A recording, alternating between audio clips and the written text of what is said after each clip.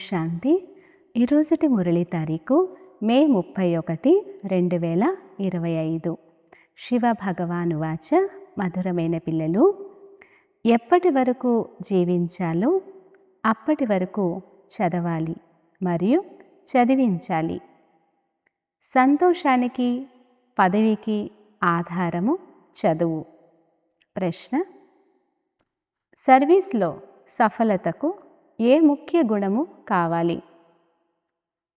సమాధానం: సహనశీలత. ప్రతి విషయంలో సహనశీలురుగా అయ్యి పరస్పరం సంఘటనగా తయారై సేవ చేయండి. ఉపన్యాసం మొదలైన వాటి ప్రోగ్రాం తీసుకురండి.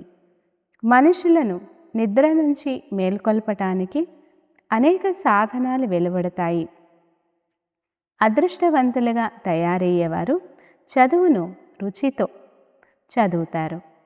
పాట: మేము వారి మార్గంలో నడవాలి.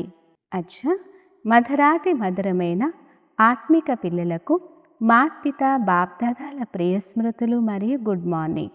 ఆత్మిక పిల్లలకు ఆత్మిక తండ్రి నమస్తే. ధారణ కొరకు ముఖ్య సారం. మొదటి పాయింట్: సమయం కేటాయించి ఏకాంతంలో తమతో తాము మాట్లాడుకుంటూ స్వయాన్ని ఉమంగ ఉత్సాహంలోకి తీసుకురావాలి. తమ సమానంగా చేసే సేవతో పాటు సాక్షిగా అయ్యి ప్రతి ఒక్కరి పాత్రను చూసే అభ్యాసం చేయాలి. రెండో పాయింట్: తండ్రిని స్మృతి చేసి తమను తాము బాగు చేసుకోవాలి. నేను సందేశకునిగా అయ్యానా? ఎంతమందిని నా సమానంగా చేస్తున్నాను అని తమ మనస్సును ప్రశ్నించుకోవాలి. వరదానము: శ్రేష్ఠ పురుషార్థం ద్వారా ఫైనల్ రిజల్ట్లో ఫస్ట్ నెంబర్ తీసుకునే ఎగిరే పక్షిగా అవ్వండి. వివరణ: ఫైనల్ రిజల్ట్లో ఫస్ట్ నెంబర్ పొందాలంటే ఫస్ట్ పాయింట్, మనసు యొక్క అవినాశీ వైరాగ్యం ద్వారా గడిచిపోయిన విషయాలను సంస్కారమనే బీజాన్ని కాల్చేయండి. రెండో పాయింట్, అమృతవేళ నుండి రాత్రి వరకు ఈశ్వరీయ నియమాలను మర్యాదలను సదా పాలన చేయాలి అనే వ్రతం పెట్టుకోండి. మూడో పాయింట్, మనస ద్వారా, వాణి ద్వారా లేదా సంబంధ సంపర్కము ద్వారా నిరంతర మహాదానిగా అయ్యి పుణ్యాత్మగా అయ్యి దాన పుణ్యాలు చేస్తూ ఉండండి.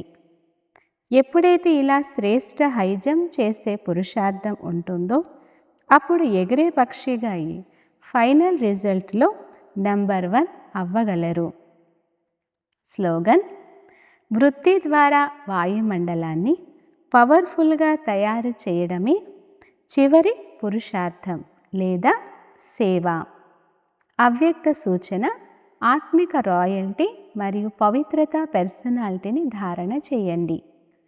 విశేష ఆత్మలను, మహాన్ ఆత్మలను దేశం యొక్క లేక విశ్వం యొక్క పర్సనాలిటీస్ అని అంటారు. పవిత్రత పర్సనాలిటీ అనగా ప్రతి కర్మలో మహానత మరియు విశేషత. ఆత్మిక పర్సనాలిటీ గల ఆత్మలు తమ శక్తిని, సమయాన్ని, సంకల్పాలను వ్యర్థంగా పోగొట్టుకోరు, సఫలం చేసుకుంటారు.